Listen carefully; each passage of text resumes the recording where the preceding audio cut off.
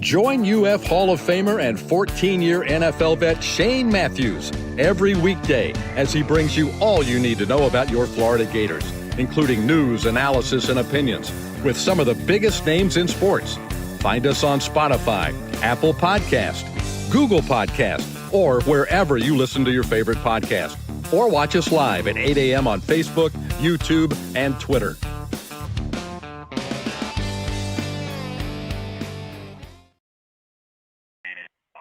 Good morning. It's a live edition, a Thursday edition of PodUp with Matthews in the Morning, coming to you from the International Diamond Center Studios, locations across the state of Florida, right there in Celebration Point in the heart of Gator Nation. Go check them out, International Diamond Center. Today's program will have Brent Beaird, our college football analyst and Heisman Trophy voter, and we'll have Steve Russell.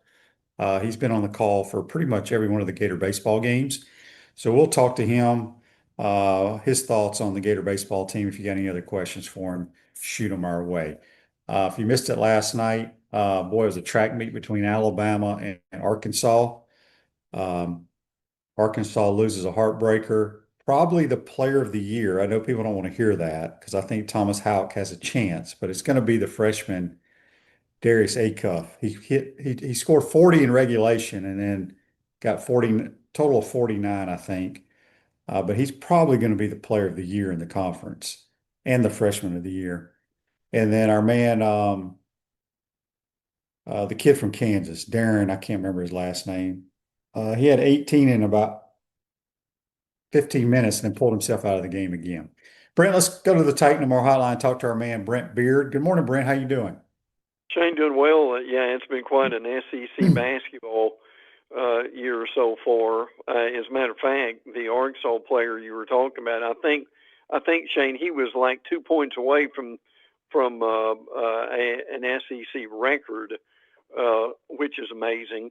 But yeah, quite a game. But yes, there's still a lot going on football wise in the conference too.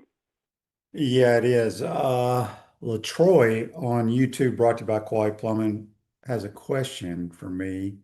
He says, as an LSU Tiger fan, what was your best Florida Gators football game that you had called? I mean, LSU, I think we've only beaten them one time since I've been doing the color analyst on the radio, and that was in Gainesville 2 years ago when somehow we won that game. I still don't know how we won it, but we haven't had a whole lot of wins since I've been calling them. So hopefully that changes. Brent, it looks like we're going to do what I want to do, or which I was hoping is they're going to go to the FCS format. Looks like they're going to make the playoffs 24 teams. Well, they're certainly talking about it. The Big Ten is the conference that's pushing this. Now, some of the advantages to this would be no first-round rematches, or at least that's kind of what they're talking about at this point, that it would be a gradual process, that it would go to 16 for 27 and 28 and move to 24 no later than 29. There would be more games on campus. Instead of just one, there very well may be two, which would be interesting. There would be buys for the top 8, and it would start like the second week in December. We've talked about this a few times, that and I'm sure you remember this, but for Georgia, they played in the SEC championship game, and they had to bye in the first round. So they did not play again from the SEC championship for basically a month. Mm-hmm. And as you know, a lot happens to a team in a month when they don't play. Now, one of the biggest issues here is getting rid of conference title games. And would conferences be willing to do that? And how would they make up for any of the lost money there? So, Shane, there's a lot to keep in mind. It's not happened. It's just in the talking stage. But the reality of this is, and this is what really matters, Not that the other conferences don't, but we know the reality here. Would the SEC go for this?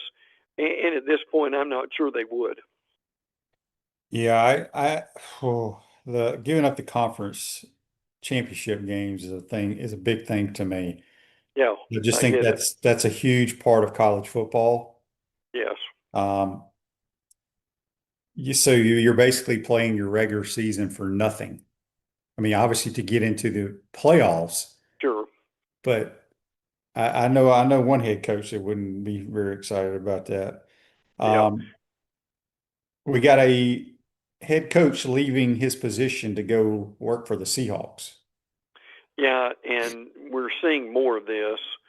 I mean, it's not a flood of guys, but Thomas Hammock, who is the Northern Illinois coach, is leaving his job to go with Seattle.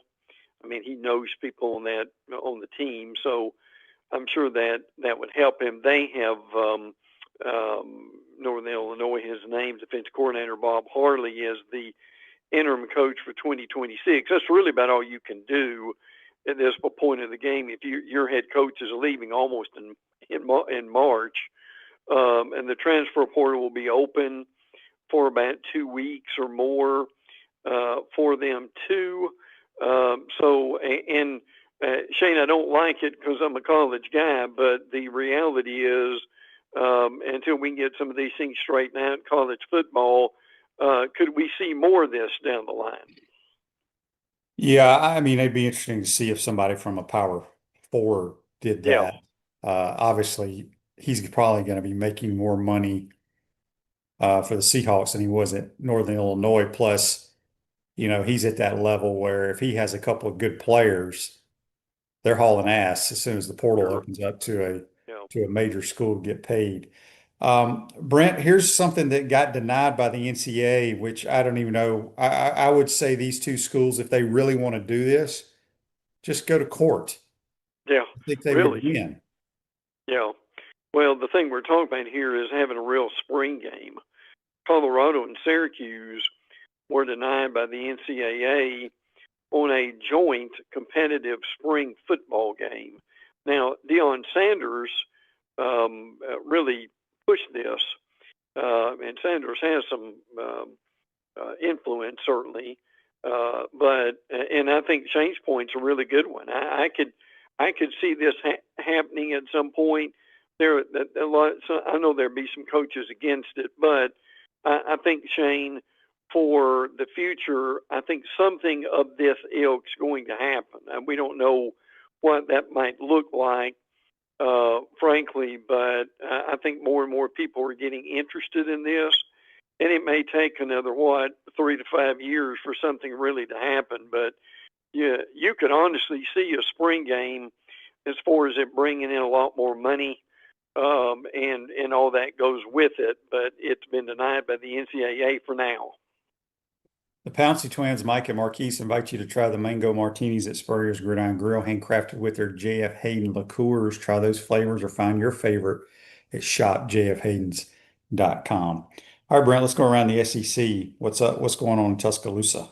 Yeah, a familiar name for a lot of folks around here has joined the Alabama coaching staff, Richard Owens, who was a head coach at Middleburg High School, basically just down the street from where I live in the Clay County area, is coming on the Alabama staff as, I believe this is tight ends coach, and he'll be involved with some other situations too. I mean, he played in the NFL. People may remember his name when he was with the Vikings and the Rams. Coached at UAB a little bit. So yes, Richard Owens has found a way to Alabama. One of Alabama's receiver, Longhorns Brooks, was in a car accident on Sunday. He basically tweeted out or on Instagram, had a little brief story about it. I believe it's been taken down. Not a whole lot's been said about it. My understanding is he's okay, but it was just kind of an odd situation that he would do that. So just just a couple of things from Alabama today. What's going on with the Hogs in Arkansas? Yeah. Quarterback coach Clint Trickett, that name's familiar to a lot of us, is expected to be Maryland's new offensive coordinator. Pep Hamilton, who had been the coordinator, is moving to an off-the-field position. Arkansas is also expected to hire Mitch Stewart as their quarterbacks coach. He was with Ryan Silverfield at Memphis for a while. I don't know if you know either one of those guys, Shane, but still some movement going on in the coaching ranks, right? Yeah, there's no question about that. All right, what's going on with the Mighty Gators? A lot of people are chiming in on all our different outlets here, wanting to know if you know what went down with Jaden Rashada. Well, my understanding is that there's been reached a settlement with Billy Napier, one of the boosters, former staffer, according to court documents. There was a $13 million contract that played a role in him going from Miami to Florida in 2022 at that point. Now, Rashada has been around about everywhere at this point. He's now at Mississippi State for the 2026 season. Redshirt junior, Sacramento State, obviously been at Georgia. So he has been around. So they, I think for the time being, they've got this suit settled. We don't know a lot of details about that, frankly, but that has been ongoing. But they've got a settlement in it now. As Rashada will be vying would be one of the quarterbacks at Mississippi State now. The true freshman that played towards the end of the year at Mississippi State, big kid, I can't think of his name. I think he wore number 1. Is he not there? Did he transfer? I'll double check that, Shane. I haven't heard that he did. Yeah, then Rashad ain't gonna play over. I mean, that kid's a pretty good fit for what Jeff Levy wants to do. Yeah, agreed. Okay. All right, text on the Titan of our text line from Gator Josh in Wamama. He says, Brent, who do you think made the most head-scratching head coach, offensive coordinator, or DC hire in the SEC? And which team made the sneaky best hire in your opinion? The new Auburn coach could be Golish, and I think would be very interesting where that's going. I don't know if you know him, Shane. I mean, he brought a lot of players in from his former school. Man, that could go either way. Frankly, it could be a raving success, or it could be a real problem for them with that line too. I would say maybe the potential is there for Tennessee bringing Jim Knowles in as D coordinator. Jim Knowles has been at Ohio State and Penn State. He is one of the renowned defensive coordinators anywhere. Has had a lot of success. So I think that's one of the more fascinating things to see, Shane, will be how, and I appreciate the question much, will be to see how Jim Knowles does at Tennessee. That he can make a real difference for them. Yeah, that is a pretty good hire for Tennessee, I will say. The sneaky hire, I just the things you see John Summerall do, and I'm not trying to be a homer here. I just think he's a normal human being. He loves football. I think he's going to do a really good job. I think he's a tremendous football coach, and I think Gator. And look, is this going to happen overnight? No, but there's just a lot to like about him, and I think they're beginning to. But and I think the fans will appreciate him greatly too. What's going on with the Georgia Bulldogs? Georgia has hired former Bulldogs and NFL defensive back Maurice Smith as a defensive analyst. He helped Georgia in this year to some degree, which is interesting. Larry Knight has been hired by Georgia too. Was at Arkansas State, did some good things there. Mike Bobo was nominated for the Broyles Award. This is an award that's given out pretty late. As a matter of fact, it was given out in February. They've got to go through all these different award chain, so it takes a while for that to happen. Bryant Haynes from Indiana, the D coordinator, actually won the award. Look, Bobo gets a lot of criticism, which a lot of that is not justified, but he did a good job for them, has been there on and off for years, certainly got a lot of accolades from Kirby Smart with this too. So, but Mike Bobo, congrats to him for all the criticism he gets. He was nominated for one of the better awards anywhere, and that's a Broyles Award. Yeah, I don't know. I just started thinking about Georgia. They've been to the playoffs the last couple of years, Yes. but they haven't been the dominant team that they were when they went back to back. And offensively, they haven't been as good either. And I think they had Carson Beck, and still have Gunnar Stockton, solid little quarterbacks. But to go to that next level and win it all, you have to have a guy that knows how to play. And I think the world of Stetson Bennett. I did, and I think he was the reason how they went back to back. Yes. So it'll be interesting to see if Gunnar Stockton takes that next step. Next year. And by the way, Shane, 24 touchdowns, 5 interceptions. Those aren't bad numbers for Stockton, are they? They aren't. But it's like they weren't as dynamic offensively, I guess, because it was kind of methodical. But no, he's a very good player, and the players feed off of him for sure. Yes. Alan on YouTube, brought to you by Quality Plumbing, says, Shane and Brent, did you see that they ranked Ole Miss one of the top 5 college towns to tailgate and attend a college football game? I would put them number 1. Yeah, probably. Yes. Yeah, Yeah, there's nowhere else in America that does it like they do in Oxford. Yeah. And until you go experience, you do not understand it. Yes. You'd be like, Oxford, it's a cool little town, but boy, the Grove. Now, I don't know how. I mean, the Grove, they're still going to tailgate their tails off. I don't know how many trees they lost with the ice storm, but it is. I would put it number 1. All right, what's going on with the Bayou Bengals? Yeah, and speaking of them, their safeties coach, Jake Olson, decided to stay in Baton Rouge. He had emerged as a target to join the Washington Commanders, but he decided that. Now, what we're seeing now is a lot of guys going from college to the pros, but he is one guy who had a chance to go to the pros and stayed in college. I know this won't surprise you, and I give Matt Moscona credit for this, who does radio in the Baton Rouge area.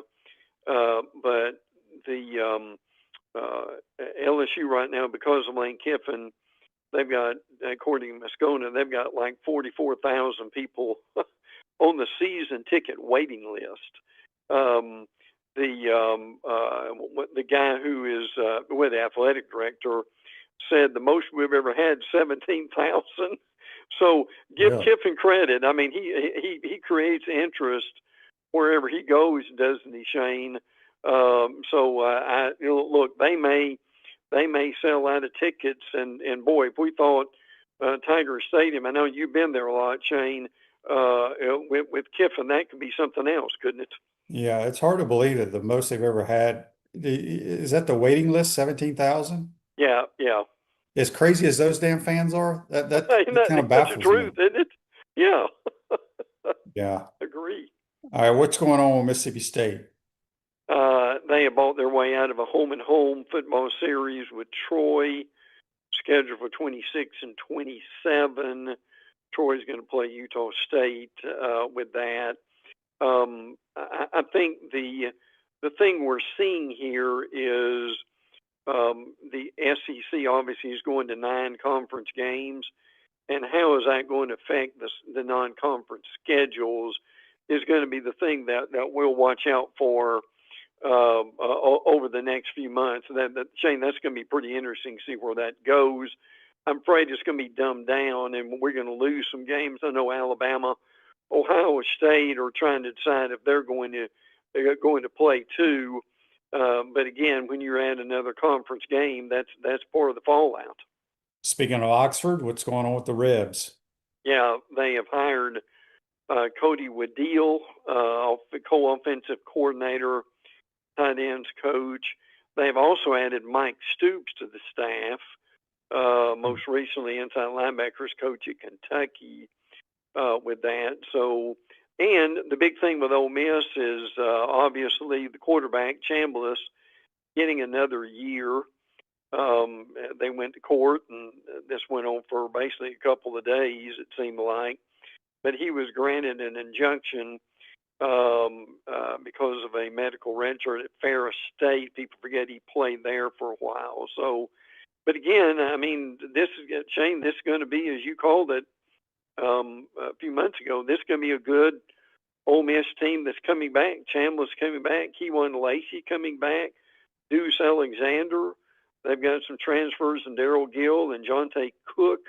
Some names people may not be that familiar with, but Ole Miss will probably be in the thick of it again, won't they? It'll be interesting at SEC Media Days who is the on the first team All SEC team. It will be. It would not surprise me if Trinidad Chambliss is the quarterback and Keywan Lacey is the running back. It very well could. Oh yeah, absolutely. And by the way, SEC Media Days this year in Tampa. People haven't heard that. Yes, I forgot about that. What's going on with the Gamecocks in Columbia? Do you remember Luke Doty? I do. He was a five-star phenom that never panned out. Yeah, he has been added to the coaching staff as a defensive assistant, working with the secondary. As Shane said, worked at quarterback and also wide receiver in his playing days. So that's interesting. Signed with South Carolina out of Myrtle Beach in the 2020 group. So Luke Doty, and this is kind of the time of year in it, Shane, in February, you're seeing a lot of the, they've got the coordinators there, they got the head coach settled. So they're trying to basically to fill out the rest of the staff. And that's a lot of what's going on today, what we're talking about. All right, the Vols. So is Joey Aguilar coming back? We don't know yet. That they have not ruled on it as of February 18th, which was yesterday. So they've got a temporary restraining order, which allows him to remain eligible for now. So we'll just kind of wait and see. Now, look, Aguilar probably is not going to play in the NFL necessarily, but he is at least trying to come back. We mentioned Jim Knowles being hired as the coordinator. Tennessee's also hiring Derek Jones as their new cornerbacks coach. So again, as we talked a few minutes ago, that's one of the things that we've got going on is they're just kind of filling in the staff this time of year, right, Shane? That's it. And then the Texas Longhorns are throwing a lot of money at the coaching staff. And I'm telling you, man, the more I think about it, with Sarkisian calling plays and with Muschamp running the defense, I think the Longhorns could be a scary team this year. I agree with that very much. Here's the new stuff on Will as defensive coordinator.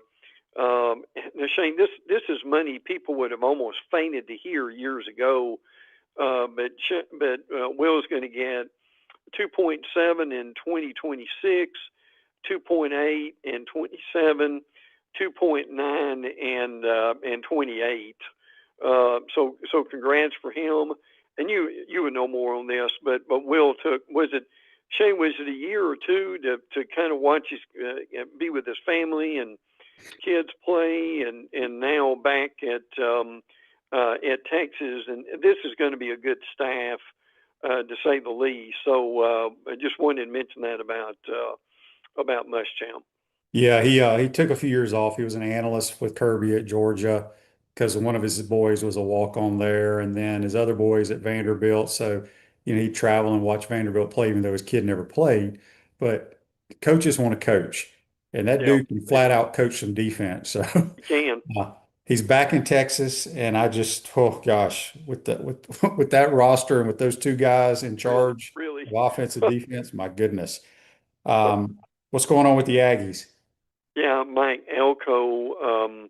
And by the way, speaking of some pretty good money, Mike Elko's base contract now is $10.75.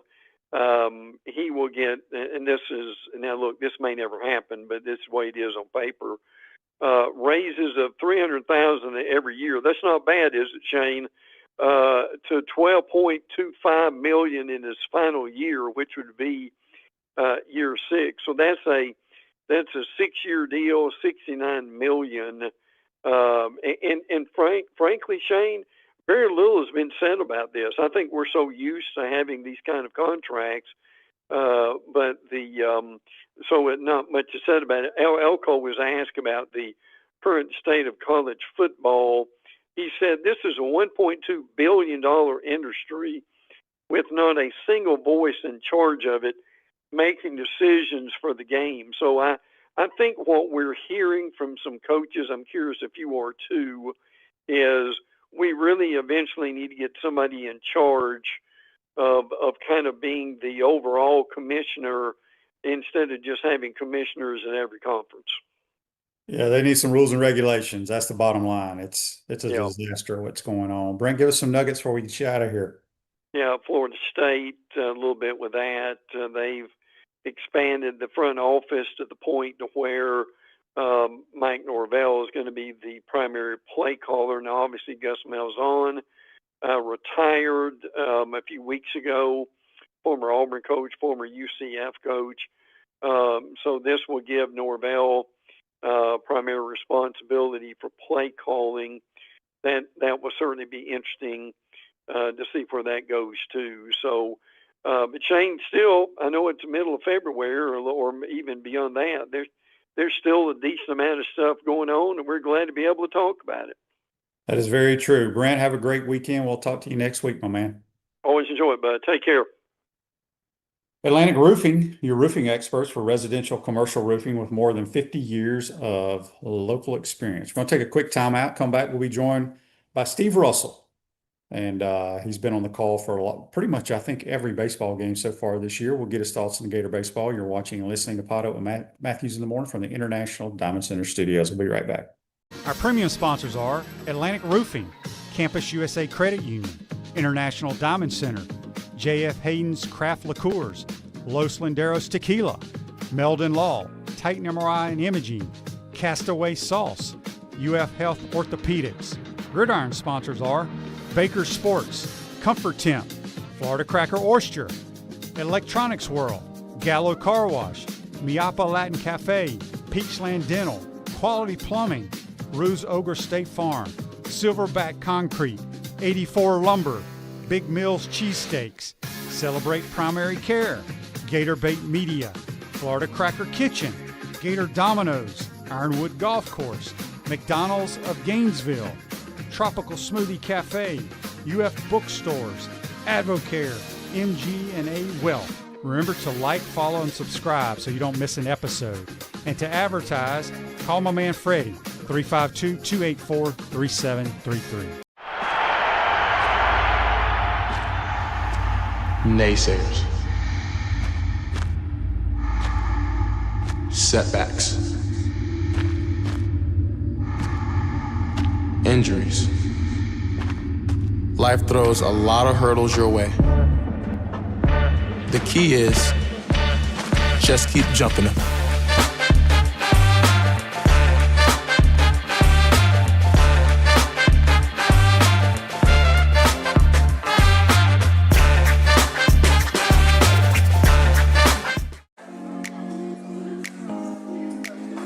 Coach, you know, it always impressed me how you beat Florida State to win the 1996 National Championship. And I was really impressed with your 06, 08, and 09 Gator teams. And the way you coached Danny to the Heisman Trophy. A lot like what you did with Tim Tebow. You know, you won more SEC championships than you lost home games at the Swamp. And you had plenty of super games in front of our Gator Nation. Yeah, there really is something special about the Swamp. I guess that's why we say about the Swamp, only the Gators get out alive. To the Swamp and the Gators, with the best beverage served at Spur's Gridiron Grill, 100% agave, Los Linderos Tequila. aged in bourbon barrels for a smoother taste. I think you mean Head Beer Coach 1966 lager, a crisp, light, bodied lager for easy drinking. Nope. Los Londeros Tequila, smooth enough to drink neat and bold enough to elevate a cocktail. 1966 lager, enjoyed on game days in the fall or whenever you need a winning cold brew. Los Londeros Tequila. 1966 lager. Los Londeros. 1966 lager. Y'all stop bickering. Okay, you're both wrong anyway. The best thing Spurrier's Gridiron Grill offers are Jerry's famous chocolate chip cookies.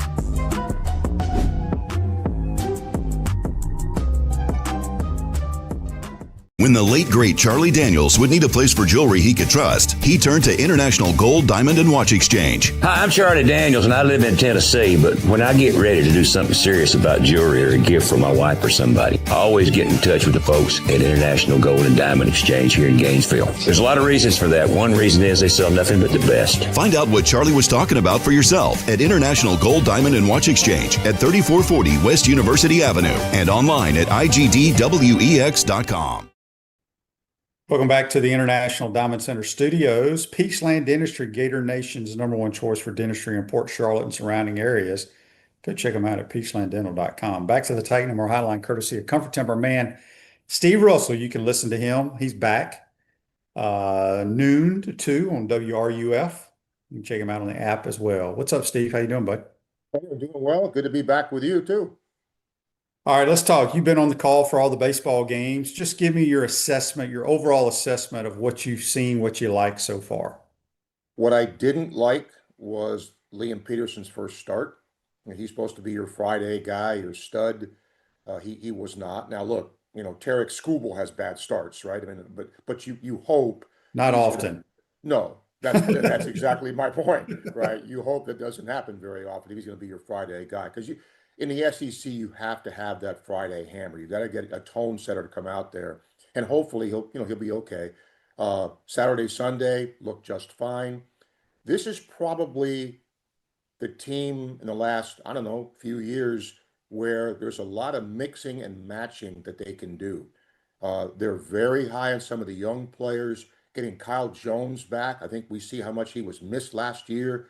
A bunch of guys hitting over 400. Blake Sear is off to a great start. He's changed his stance. He's crowding the plate, and it's really helped him so far. Now, we'll see when the pitching gets better. And some of the young arms, I think, are really good. The kid they got from Utah, the lefty, Ernesto, through last night. He's lights out, man. Got a cool mustache guy out there throwing about 95, a lefty. Shane, he's really good. So they're using a lot of young players, changing positions. And think about this.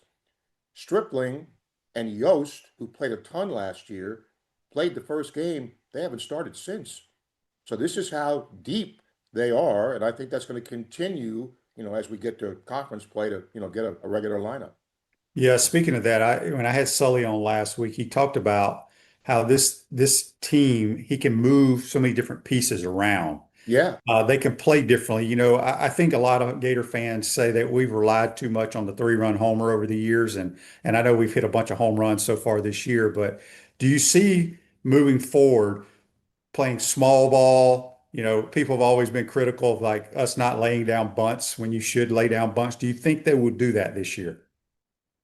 Maybe more than they have, Shane, but this is not going to be a team that's going to nickel and dime you. They're just not. But I do think they'll run more. I do think they're a more athletic team in that sense. I think you'll see more stolen bases.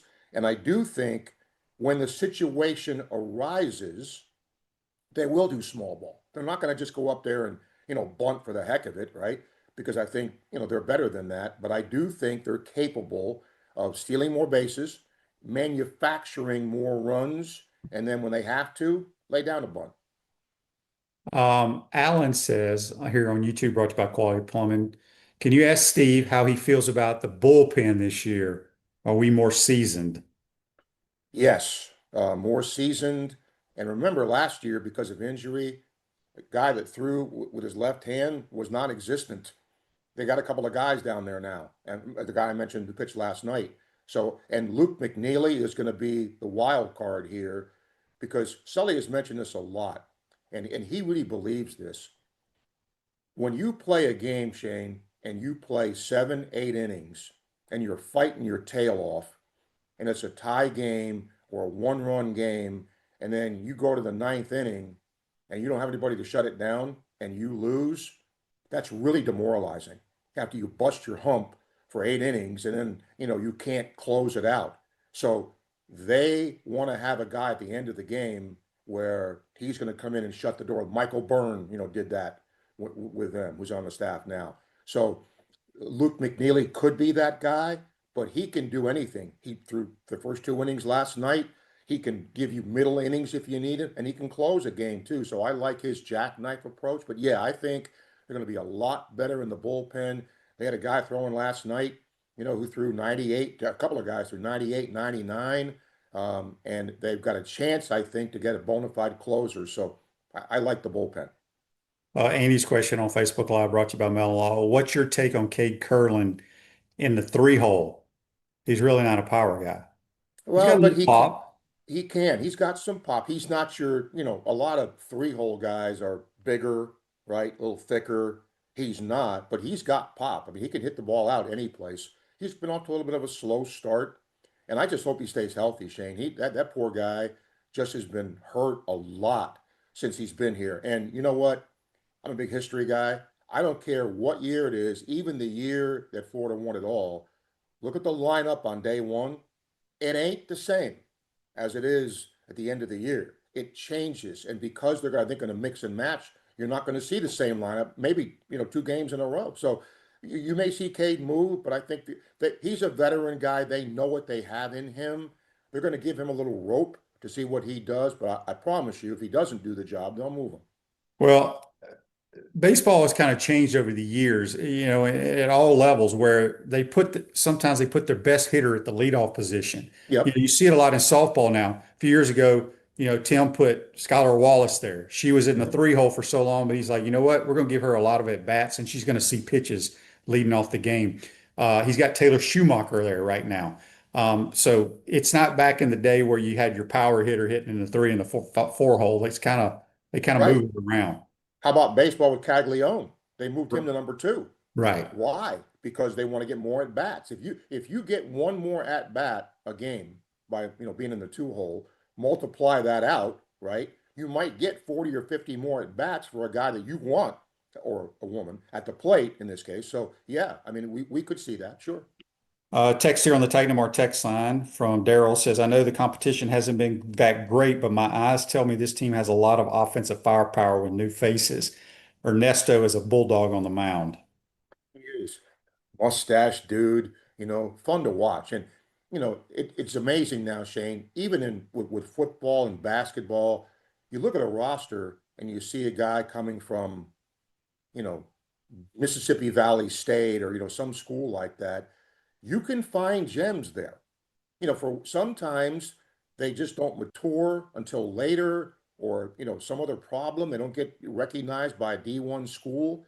But I think that the teams and the schools that recruit well will find a guy like him who's coming from Utah, a school there, and who can play and compete at this level. And I think that if you can find 1 or 2 of those on a team, that's going to really help you.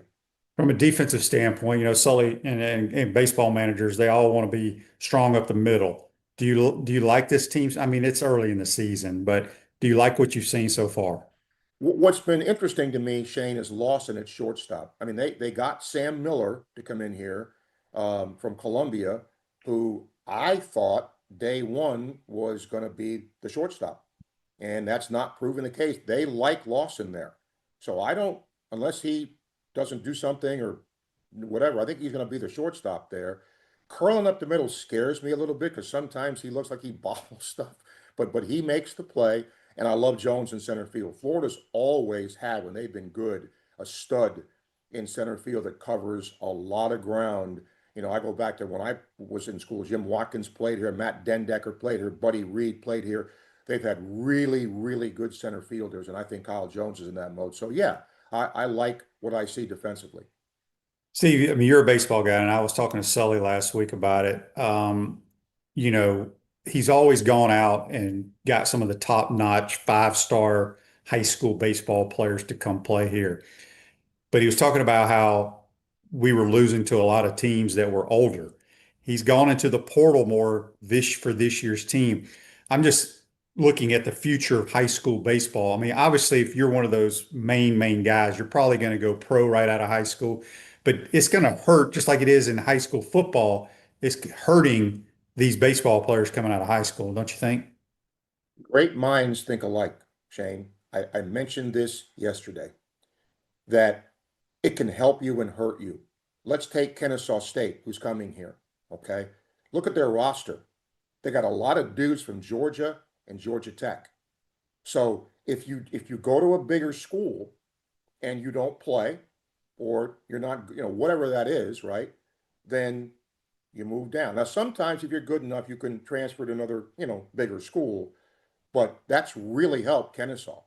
On the other hand, to your point, if you're a high school guy and you don't go to a big time school, well, you have two choices. You either can go to when I said, East Carolina, a USF, someplace like the Stetson, someplace like that, or, try your luck at a bigger school. And if you don't make it, you can always, transfer out. And that is where the coaches get paid their money, because, Stetson had Kyle Jones, and he was a terrific player for Stetson. And, if you talk to Steve Trimper, the coach, he didn't blame Kyle Jones. He'd done the same thing. That's just the nature of what our sport is now, and what sports is, that if you're any good at those levels, the Division I school is going to come get you and pay you, and 9 times out of 10, you're out.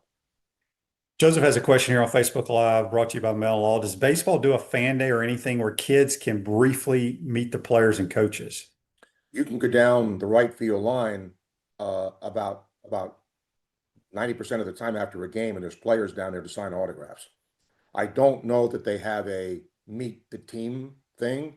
I don't think they do, but most games afterwards, there'll be players down the first base line, and people line up, and they're pretty nice about, signing a lot of stuff. So look for that after a game, and most of the time you're going to see players available.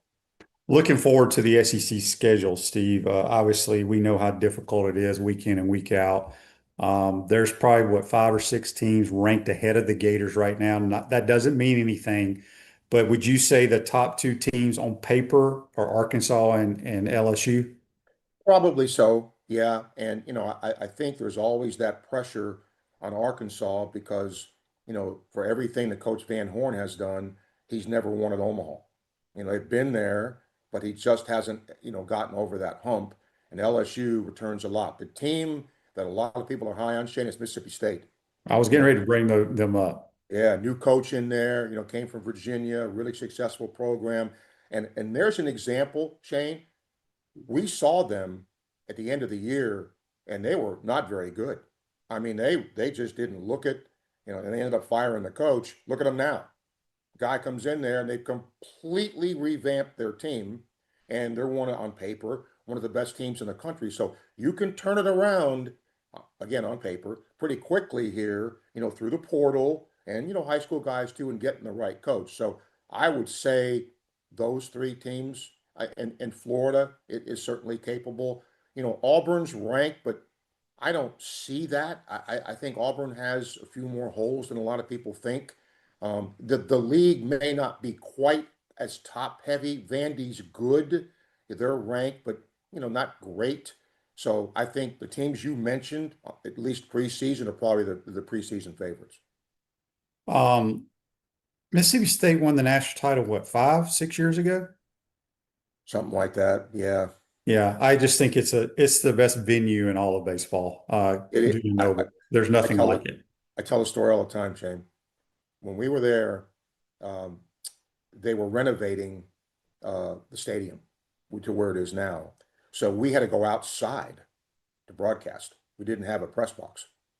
And that weekend, Mississippi State swept Florida, and Mullen was still here. And Jeff went down to interview Sully, and I was doing the post game live. And this lady with a cowbell just came up and started ringing the bell, like just ringing it, like you could hear it plain as day right in front of me. And then a guy out of nowhere comes up and says, well, you got Dan Mullen, do you? Oh, congratulations. And I'm trying to, and 5 runs, 10 hits, and they're doing that. Crazy place. But yeah, that venue, especially now, back in the old days too, it was a lot of fun. But man, that's a terrific ballpark. I don't know if I've ever told you this, but I was a 9th grader and I was on the varsity at Cleveland High School. It was a Saturday. We played Starkville High School, Cleveland High versus Starkville High in Dudy Noble at like 10 a.m. Yeah. And then that evening was when Albert Bell and Albert Bell was at LSU, Palmero and Will Clark, that whole crew played that night. I'll never forget that. We played a game in Dudy Noble at 10 a.m. against Starkville High. Yeah. Did you have all those chairs and all that stuff? Oh, they had the couches on the, yeah. Whatever those things are called that go up and down. But there was nothing like that place. I absolutely love it. All right, Steve, let's switch gears a little bit before we get you out of here. Basketball. Sure. My goodness, they're playing at a high level right now. They should win the league. What, in your opinion, to be a 2 seed, do they need to win out, or can they lose a game? They could, again, you have to remember what other team. I think when you look at this, you look at your team, right? But it also depends on what other teams do. But I think to be safe, Florida probably needs to win out. You can't take away the losses they have. You can say, well, we would win now. Well, that doesn't count. It counts when you play. But do I think Florida can compete with anybody now? Yes. And because Todd Golden is so young, he has, first of all, this, a terrific coaching staff. They're really good. They really coach. They really teach. And to see, this team come along the way it has is pretty remarkable. And it's a journey. It's fun to see. Mark Wise and I, we do the Hoop Show, always talk about the journey. And it is a journey. And to see what they've done is pretty remarkable. I think they're going to win the league. I like Arkansas, but, Florida is going to get them late here. Florida ends at Kentucky. If they don't get their, I love their spunk, but, I don't see without their injured players that they can beat Florida even at Rupp. So I think Florida's got a pretty good chance to win the league. Talking about Todd Golden, the more I watch him, he reminds me a lot in a basketball sense of Coach Spurrier. Yes. His players feed off of him. They have his swagger, his cockiness, however you want to phrase it, right? And as you said, he's got a good staff, but he brings the best out of his players, and that just shows you a lot. I mean, he makes good in-game adjustments, but I don't know. I just think I think he's one of the top coaches in America. I do too. And you wonder if the NBA starts knocking on his door. If he keeps this up, and I would think that they would at least make a phone call. God forbid, if that happens. But yeah, I agree with that. I do think, not a lot of people take for granted that players feed off their coach. That's not true. That doesn't happen all the time. And when it does happen, it's fun to watch. And you're exactly right. They do feed off of him. They do feed off of his cockiness and swagger, whatever that word is. But they don't do it in a bad way. No, they play hard and they're confident in what they're doing. Yeah, they go out there and say, look, we're good and we're going to beat you. Whatever we need to do to beat you, we're going to beat you. If we have to get a bunch of rebounds tonight, we will. If we have to shoot a bunch of threes, we will. And over the course of a long season, you're going to have a stinker or two. That's just how it is. Would Auburn beat Florida here if they played now? No, they wouldn't. But they're human, and you're going to and credit the other team once in a while. They have scholarships too. But I just like what they're doing. I think they're peaking at the right time, and they're going to be a real tough out. All right, last thing, switch to football. Obviously, they crank up spring ball, I think, March 3rd. I mean, just watching John Sumrall, it's refreshing. The guy, he reminds me a lot of Coach Spurrier, too, because he does. He says what's on his freaking mind, doesn't sugarcoat anything, but And I don't believe it's because he's the new guy here on campus. I think he loves and wants to be a part of the entire athletic program. He goes out and watches a little bit of golf with JT Deacon and those guys this past weekend. He's been in a lot of basketball games. That's what Coach Spurrier used to do. Yep. So just give me what you've seen. Obviously, we got to go win games. That's the most important thing. But Yep. what you've seen from him and his staff in this brief period that they've been here. Well, first of all, I don't know how they slept because of True. all they had to do. It's amazing, moving and look, it's part of the business, but, moving your family. And people don't realize this. Do you keep your kids in the same school? Do they move here? Let me tell you, the salt of the earth are coaches' wives, Oh, because God. they're the ones that have to do all of this, right? Figure out the move. What are you going to do with the kids? All of that while their husbands go out and coach. So they deserve Purple Hearts because they do a lot for their husbands. But that said, Shane, you're right.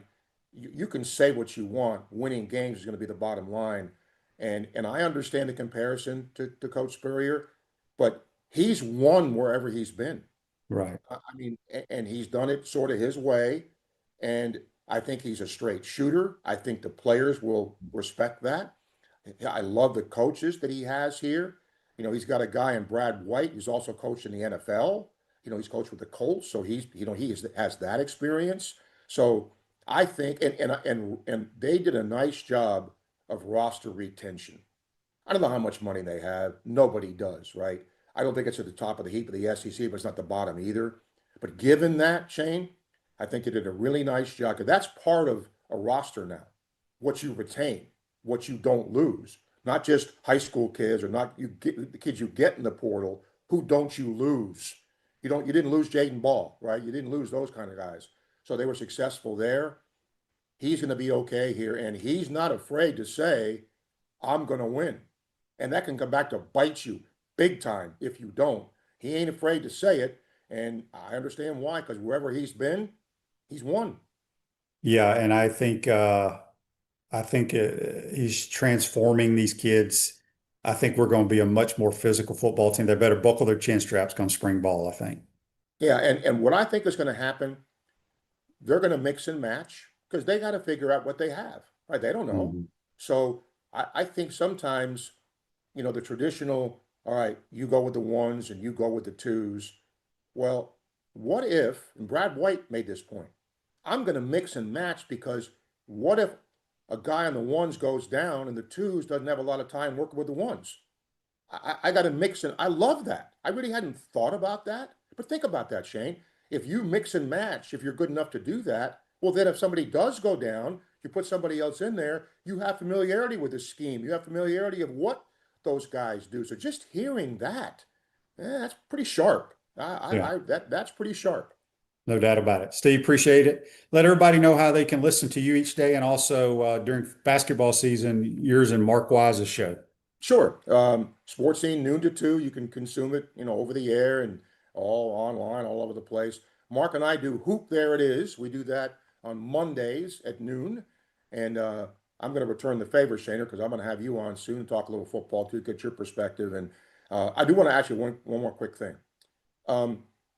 When you look at the way the sport is right now, if I said to you, Shane, in 5 years, how much more will this look like the NFL? What would you say? I would say it needs to. I don't know how, but it needs to, because at least the kids are making a lot of money. If they follow the NFL model, we will not have this free agency year round, right? Right. I brought this up the other day. Matthew Stafford got up there, accepted his MVP award at that banquet that they had before the Super Bowl. He says, I'm coming back. What if he said, I'm coming back, but I'm going to play for the Bears? Right? He can't. Yeah. He's under contract. So I think they need to, in some form or fashion, get to the NFL model. You have this quote or transfer portal window / free agency. This is the time period. And it needs to be after the season like it is in the NFL. Yep, So. we'll talk more about it. Appreciate All you, right. man. That's Steve Russell. Sandy. Join us on the Titan More Hotline, courtesy of Comfort Temp. Ruse-Ogre State Farm Office is a team of dedicated insurance professionals ready to help life go right with the right insurance options for you and your family. Visit ogreinsurance.com. Give them a call, 352-240-1779. Appreciate everybody chiming in. We'll see you tomorrow, folks. Take care.